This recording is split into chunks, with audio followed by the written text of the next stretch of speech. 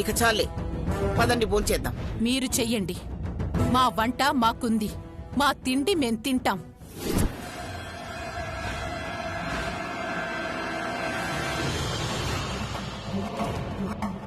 రా శౌర్య. అమ్మా అమ్మా అమ్మా రా అమ్మా రారా రండి.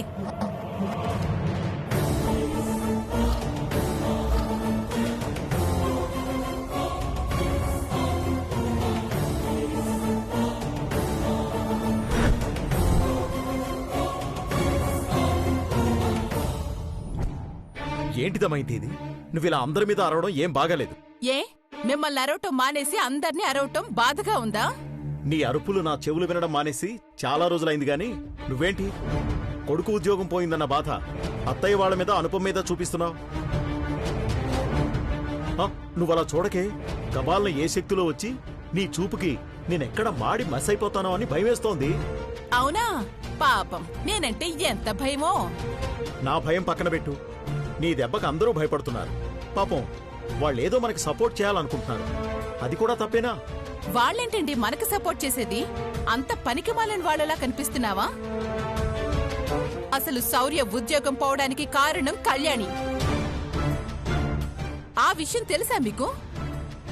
కళ్యాణి ఎలా కారణమవుతుందే? ఆ సంపద కన్న బిడ్డని వదిలేసి దాని మాననది పోయింది. వాడు మనమనవుడేనండి, నేను కాదన్ను. కాని ఆ కళ్యాణిని వదలకుండా ఇటు కన్నయ్యని వదులుకోకుండా శౌర్య ప్రేమని చూపించడం వల్లే ఆ సంపద కక్షగట్టి ఇదిగో ఈ రోజు మనకి పరిస్థితి తీసుకొచ్చింది. ఆ సంపద అంత దుర్మార్గంగా ఆలోచిస్తుంటే పాపం కళ్యాణి మాత్రం ఏం చేస్తుందే? ఏం చేయదు. ఇదిగో ఇలా మనల్ని రోడ్డు మీదకి తీసుకొస్తుంది. నేను శౌర్యని ఓదార్చలేను.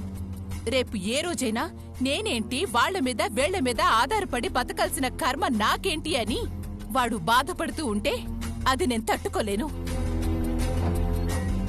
ఆ రోజు అందరితో గొడవ పడ్డం కన్నా ఈ రోజే ముందు జాగ్రత్త పడ్డం మంచిది కదా. నా కొడుకు ఏ తప్పు చెయ్యకపోయినా శిక్ష పడిందండి. అలా అని వాడు తల వంచలేడు. నా కన్న తల్లి అయినా తన ముందు కూడా నా బిడ్డ పనికిరాని వాళ్ళ ఉండటం నాకిష్టం లేదు. నీకిష్టం లేదని చెప్పి ఇంట్లో వాళ్ళందరినీ బాధ పెడతావా? చూడండి, మీరెలాగూ రోషం పౌరుషం లేకుండా బతికేస్తున్నారు. అలా బతకడం నా వల్ల కాదు, నా కొడుకు వల్ల అంతకన్నా కాదు. మమ్మల్ని ఇలా వదిలేయండి. దమయంతి,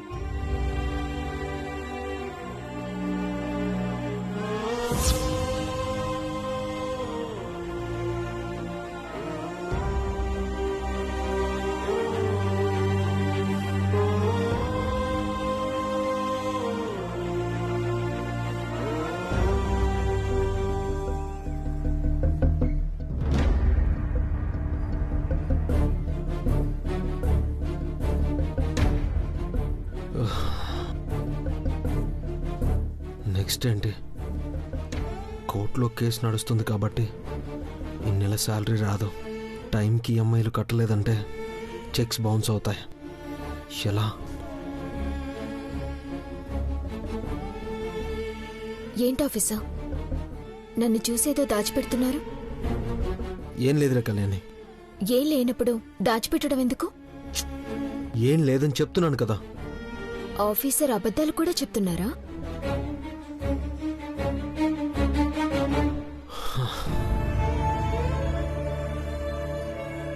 మంతా అయ్యేసరికి ఈఎంఐలు ఇంటి ఖర్చులు ఎంత అవుతున్నాయా అని చెక్ చేస్తున్నాను.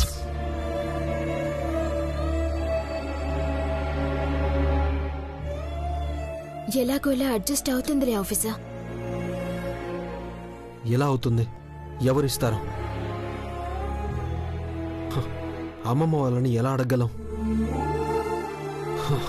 పోనీ వేరే ఏదైనా జాబ్ చేద్దామంటే ఇంతకాలం డిపార్ట్మెంట్లో ఉండే ఇప్పుడు వేరే పని చేయాలంటే ఏంటి ఆఫీసర్ మీరు? ఎందుకు ఇంతలా ఆలోచిస్తున్నారు? మీరు డిస్మిస్ అవ్వలేదు, జస్ట్ సస్పెండ్ అయ్యారు అంతే. మీరు తప్పు చేస్తే డిస్మిస్ అవుతారు, తప్పు చేశారని నింద వేస్తే సస్పెండ్ అవుతారు. రెండింటికి చాలా తేడా ఉంది ఆఫీసర్. మీరు చేయని తప్పుకి మీరిలా బాధపడ్డం ఎందుకు? అయినా నెక్స్ట్ మంత్ కట్టాల్సిన ఈఎంఐ గురించి మీరిప్పుడే ఆలోచించడం ఏంటి? దానికి ఇంకా 20 రోజులు టైం ఉంది. ఈలోపు కోర్టులో కేస్ హియరింగ్ వస్తుంది. మనం ఎలాగూ గెలుస్తాం. ఇంకా దాని గురించి బాధెందుకు ఆఫీసర్? ఆలోచనలు నన్ను ప్రశాంతంగా ఉండనివ్వడం లేదు కళ్యాణి. మనం ధైర్యంగా ఉండి ఆలోచిస్తే మన ఆలోచనలే మనకి ధైర్యాన్నిస్తాయి. భయపడితే భయపెడతాయి. ధైర్యం గురించి నాకు చెప్పి మీరిలా అధైర్యపడ్డమేంటి ఆఫీసర్? ఎవరి మీదైనా డిపెండ్ అవ్వాల్సి వస్తుందని ఆ ఆలోచనే మిమ్మల్ని డిస్టర్బ్ చేస్తుంది. మనకి మనమున్నాం ఆఫీసర్. ఎవరి మీద ఆధారపడే పరిస్థితి రాదు. మీరు రిలాక్స్గా ఉండండి. ఇదిగోండి, ఈ పాలు తాగి ప్రశాంతంగా పడుకోండి. వద్దు కళ్యాణి. ఆఫీసర్,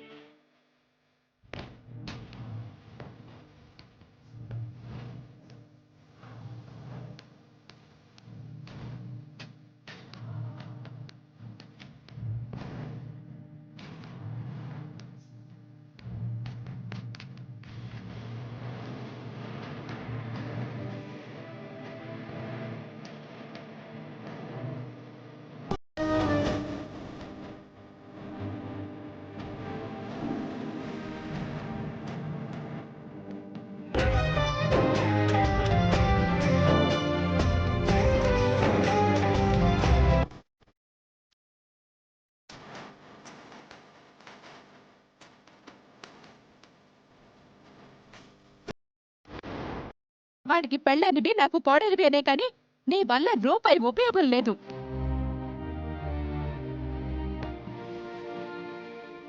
కట్నం లేకుండా ఖాళీ చేతులతో వచ్చావు. పోనీ కానుకలేమైనా వచ్చాయా అంటే మా దగ్గర తీసుకోవడం తప్ప ఇచ్చి అలవాటే లేదు.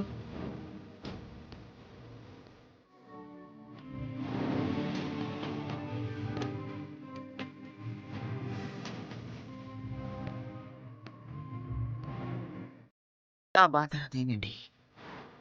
మన వ్యాపారం బాగుంటే దమయంతి ఎంత వద్దని గొడవ చేసినా ఓ 10 లక్షలైన సౌరీ చేతిలో పెట్టి ఏదైనా వ్యాపారం చేయమని ధైర్యం చెప్పేదాన్ని.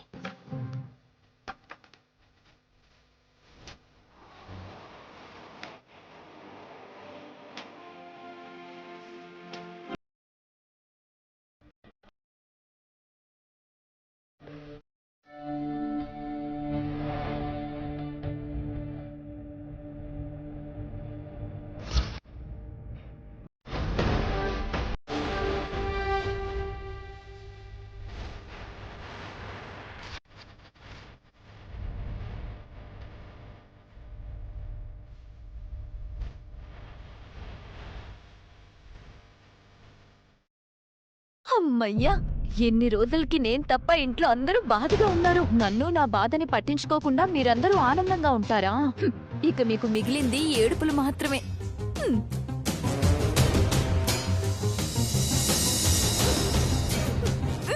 నవ్వే మొహానికి ఏడుపు మాస్క్ తగిలించినట్టుంది. నటించింది చాలే. నీ పెర్ఫార్మెన్స్ ఇక్కడ ఎవరికి అవసరం లేదు. పద. ఏం చూస్తున్నా? పద.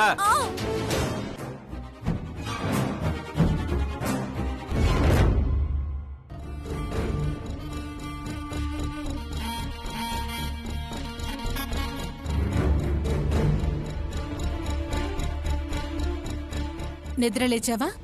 ఎప్పుడు బయటకొస్తావా అని ఇందక్కడి నుంచి ఎదురు చూస్తున్నాను. ఎందుకమ్మా? ఎందుకేంటి? హాయిగా సాగిపోతున్న జీవితంలో ఈ అపశకునాలేంటి? అందుకే నీకోసం పూజారి గారితో పూజ చేస్తున్నాను. సాయంత్రం ఏదో హోమం కూడా చేస్తానన్నారు. ఇప్పుడు అవన్నీ ఎందుకమ్మా? రాత బాగాలేనప్పుడు ఏం చేస్తావురా? శాంతులు హోమాలు చేయించాలి కదా. ఇదిగో ముందు తాయెత్తు కట్టుకో చెప్తాను. అమ్మా, కట్టుకో.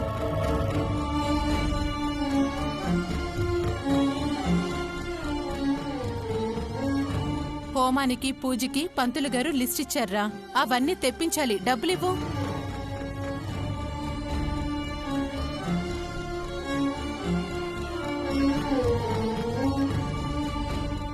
ఏంట్రా ఇంతసేపు వెతుకుతున్నావు?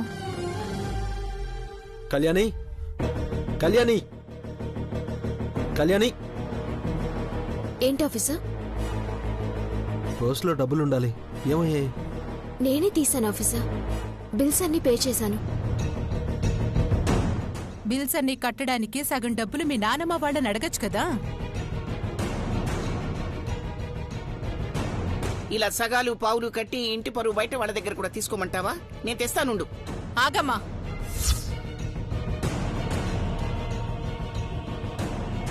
అంటే ఏంటమ్మా ముస్చేస్తున్నావా? ఇంటి పరువు బయట వాళ్ళ దగ్గర తీసుకోవాలా అంటే ఉద్యోగం పోగొట్టుకొని ఇంట్లో వాళ్ళ దగ్గర పరువు తీసుకున్నావనేగా.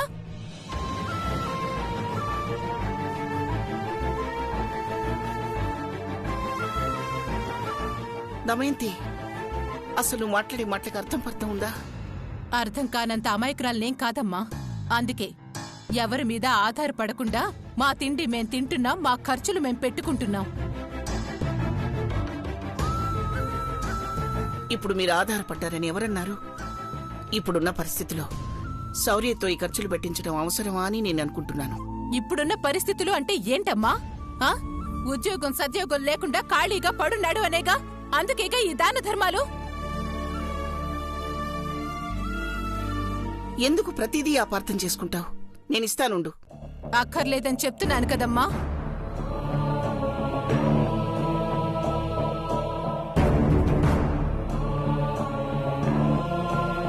శౌర్య, నీ అకౌంట్లో డబ్బులుంటాయి కదా, అవి డ్రా చేసి తీసుకురా. ఎంత కావాలమ్మా? నీ శ్రేయస్సు కోరి చేయిస్తున్న పూజ కదరా. పైగా యాగం కూడా చేయిస్తానన్నారు కదా. ఓ 10,116 ఇస్తానని మాటిచ్చాను. వాటితో పాటు పూజ సామాన్లకి వాటికి ఒక 5,000 పైనే అవుతాయి. మొత్తం ఒక 20,000 కావాలరా.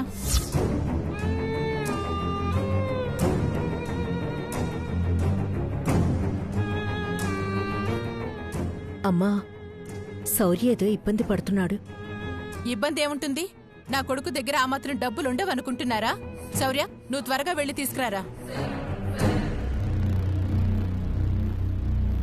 అమ్మా, మొన్న మీరు దుబాయ్ వెళ్ళిన దానికి, మేము కేరళ వెళ్ళిన దానికి నా సేవింగ్స్లో 15 lakhs ఉంటే అవి ఖర్చు పెట్టాల్సి వచ్చింది.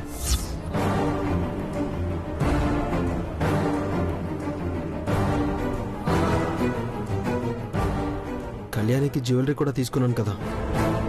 ఈఎంఐలు కూడా నిన్నే కట్టాను.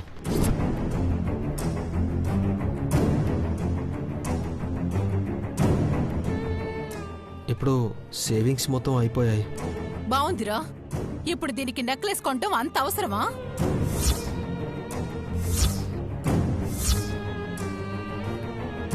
ఇలా అవుతుందని ఎవరు ఊహిస్తారమ్మా? అప్పుడున్నాయి, తీసుకున్నాను. ఇప్పుడు లేవు. వాళ్ళేమని చెప్తుంటే వాడిని ఎందుకు బాధ పెడతావు? ఆ 20,000 నేను ఇస్తాను, తీసుకో. నువ్విస్తావు, నేను తీసుకుంటానమ్మా. నా కొడుకు కోసం చేసే పూజకి నువ్వు డబ్బులిస్తే ఇంకా నేనేం చేసినట్టు?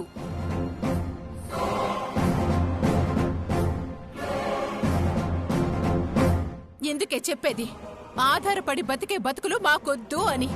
ఆ గతి పట్టించొద్దని ఆ దేవుణ్ణి కోరుకుంటూనే ఉన్నాను. అత్తయ్య, పూజ దేవుంది, ఎప్పుడైనా చేయించుకోవచ్చులేండి. మీరిలా కోపడకండి. నీదేం పోయింది? 100 చెప్తావు. 10-20,000 కూడా లేని కాపురం ఓ కాపురవేనా అని జనం నవ్వుతారు. సప్త సముద్రాలు ఇది ఇంటి ముందు మురుక్కాలంలో పడ్డట్టయింది. రేపు కన్నయ్యకి జ్వరమో పాడో వస్తే, గబాల్లో ఏ గుండెపోటో వచ్చి నేను పడిపోతే పాడి కట్టేస్తావా?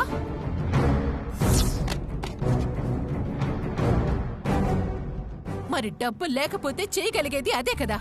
ఆ మనిషేమో వద్దన్న వినకుండా దుబాయ్ దుబాయ్ అంటూ ఉన్న డబ్బంతా దుబారా చేసి పారేశాడు. వీడేమో కేరళ వెళ్ళాలని చెప్పి జేబును ఖాళీ చేసుకొని వచ్చాడు.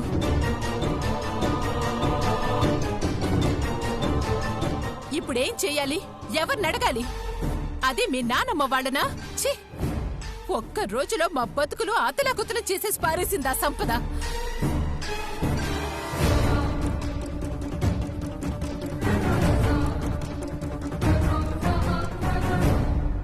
ఆఫీసర్,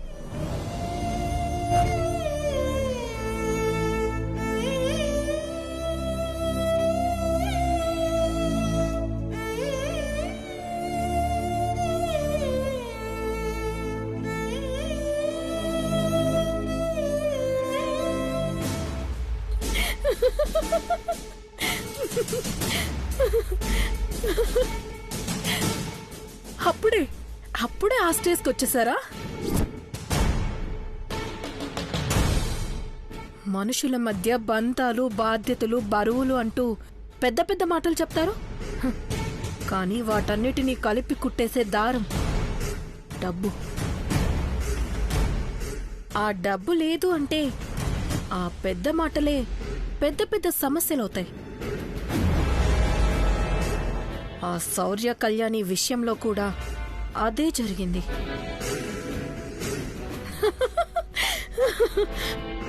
నేను కోరుకుంది కూడా అదే. ఏంది మే సంపద ఓ అని పగలబడి నవ్వుతాడావో? ఆ కళ్యాణి మన ఇంటికి వచ్చి మరీ ఛాలెంజ్ చేసి వెళ్ళింది కదా, అదే వార్నింగ్ ఇచ్చి మరి. అయితే ఇప్పుడు ఏమైందని కదూ? ఏమైందని అంత సింపుల్ గా అడుగుతున్నావేంటత్తయ్య? అప్పుడే ఆ ఇంట్లో యుద్ధాలు మొదలయ్యాయి. అట్నా? ఎవరు జుట్టు ఎవరు పట్టుకుని కొట్టుకున్నారేంది? పరిస్థితులు ఇంకా అంత దూరం రాలేదత్తయ్య. పాలకి, పేపర్ బిల్ కి ఓ చిన్న ఫైట్ జరిగిందంట. చిన్నది కాదమ్మే, నెత్తురు గారెట్టు కలబడుకోవాలా. అది కాదు మనకు కావాల్సింది. ఏమో అత్త, అర్జెంటుగా వాళ్ళ ఇంటికి వెళ్లి వాళ్ళ మొహాలు చూడాలనుంది. సంపద, అంత పని మాత్రం చేయకు. వస్తే దమయంతి వదిన నిన్నేమైనా నెత్తిన పెట్టుకుంటుంది అనుకుంటున్నావేమో. నీ పేరెత్తినా దుమ్మెత్తి పోస్తుంది. ఇంకెన్నాళ్ళట చేస్తాది? అందరి కొవ్వు తగ్గినా దాని కొవ్వు మాత్రం తగ్గడంలా. అప్పుడే ఏముందిలే, ముందు ముందు చూడాల్సింది చాలా ఉంది. మరే ఇయ్యాలే పాలకి పేపర్కి కొట్టుకుంటున్నారంటే 4 రోజులు బాని అన్నానికి కూడా అల్లాడే రోజులొస్తే అప్పుడు కదా అసలు గొడవలు మొదలయ్యేది. అది అర్థమవుతూనే ఉందిలేమ్మా. ఆ ఇంటి పరిస్థితులు చక్కబడాలంటే ఎవరో ఒకరు బయటికి పోయి ఉద్యోగం చెయ్యాలా. ఆ శివపార్వతి పరువు ప్రతిష్ట అని దానికి ఒప్పుకోదు. ఇక వాళ్ళకి కష్టాలు తప్ప సుఖం అనేది ఉండదు. ఉండనివ్వం. నువ్వదే పనిలో ఉండు. ఇప్పుడు ఈ ఇంటిని చూస్తుంటే నాకు చాలా ఆనందంగా ఉంది. అమ్మే, నువ్వు రవంత భద్రం. వాళ్ళకి ఊరికి అనుమానం రాకుండా చూసుకో. అలాగేనమ్మా. అమ్మా, ఎవరో వస్తున్నట్టున్నారు, నేను మళ్ళీ కాల్ చేస్తాను.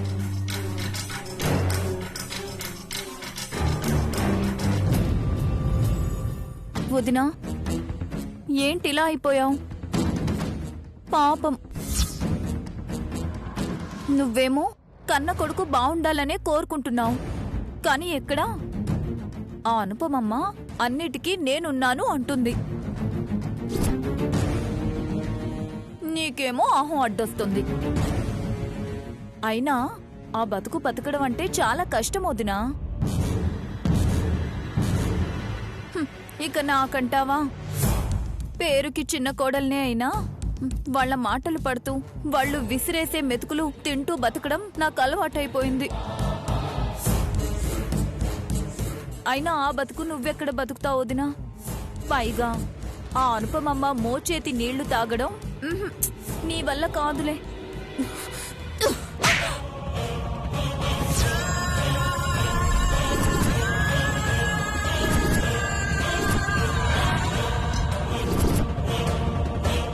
ఏంటే పిచ్చి పిచ్చిగా ఉందా?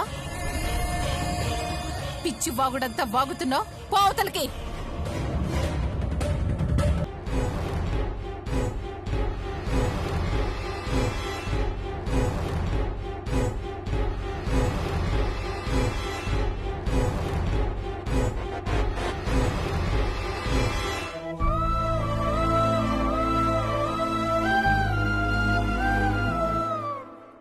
అమ్మా, అసలు దమయంతి తన గురించి తనేమనుకుంటుందో నాకేం అర్థం కావట్లేదు. దమయంతి శౌర్యకి జాబ్ పోయింది. ఎక్కడ తనని తక్కువ చేసి చూస్తారు అన్న భయంతో అలా మాట్లాడేస్తోందిలేమ్మా. ఇక్కడ పరాయి వాళ్ళు ఎవరున్నారని తక్కువ చేసి మాట్లాడటానికి?